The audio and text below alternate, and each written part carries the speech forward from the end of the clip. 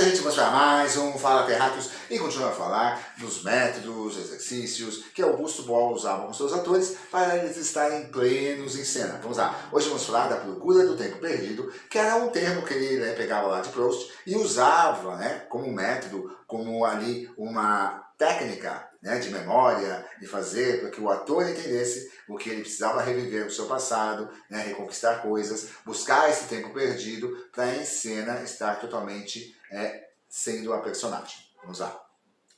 Falei de Proust e convém desenvolver outro conceito proustiano que muito útil nos foi nessa época e tem a ver com o teatro empático stanislavskiano, o conceito da procura do tempo perdido.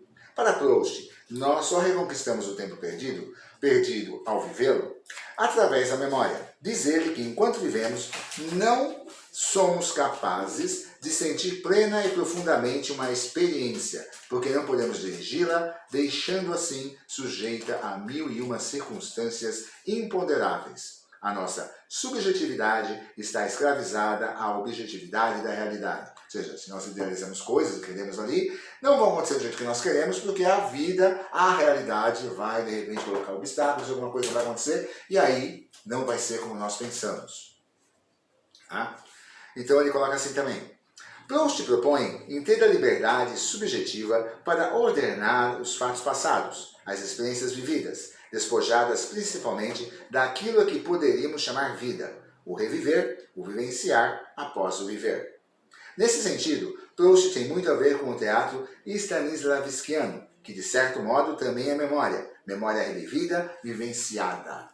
Há muito de Proust em Stanislavski e vice-versa. O ator deve ter, durante os ensaios, todo o tempo necessário para, fazendo exercícios, especialmente os de memória emotiva, reconquistar o tempo perdido, ordenar subjetivamente a experiência viva, quer dizer, a da cena e dos outros personagens e seus conflitos, que no teatro devem ser mostrados como atuais, acontecendo aqui e agora, diante dos espectadores, e não como recordações do passado, não trazer tudo aquilo e ser a cena ali, ser a história daquele momento, que acontece, que está em cena.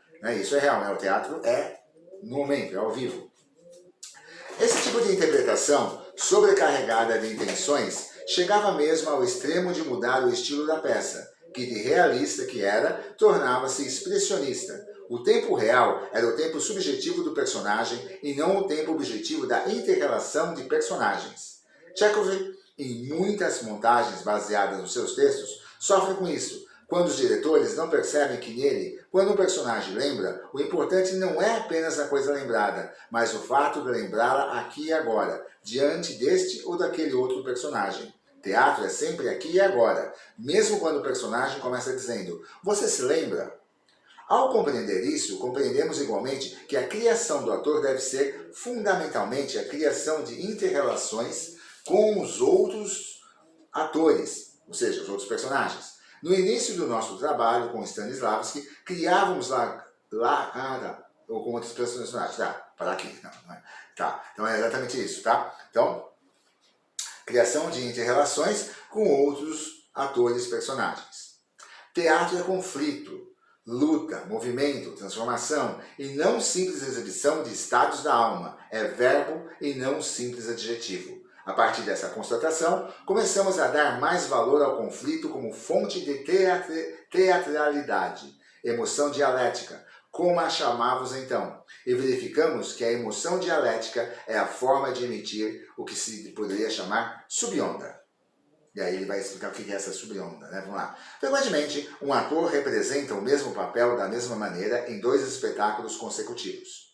E pode acontecer que num deles, os espectadores sejam totalmente apanhados pela empatia, e no outro não.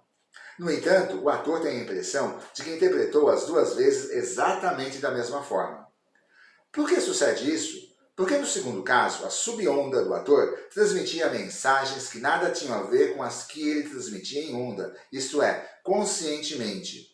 Ele podia estar declamando as angústias do personagem e pensando no que fazer depois do espetáculo. O que faz com que as mensagens em onda e em subonda sejam absolutamente idênticas é a concentração do ator. Este nunca deve permitir uma mecanização que o leve a fazer coisas sempre iguais enquanto pensa noutra coisa. O ato de representar, atuar, interpretar deve significar a completa entrega do ator à sua tarefa. Ou seja, eu não posso estar fazendo a personagem pensando como uma pizza. Então eu tenho que estar na personagem, eu tenho que estar pensando como a personagem, eu tenho que ser a personagem. Então isso é a memória emotiva que traz para o palco naquele momento que a peça acontece, que a personagem vive. Então não é uma lembrança, não é um passado. E eu não posso realmente, como eu falar, na minha onda consciente transmito o personagem, os diálogos. Mas na minha subonda estou pensando em outras coisas. Aí realmente não há concentração e realmente não vai tocar quem está assistindo. É isso aí, gente. Fique conosco, deixe seu like, se inscreva no canal e voltaremos a qualquer momento com mais o quê? Fala Terráqueo!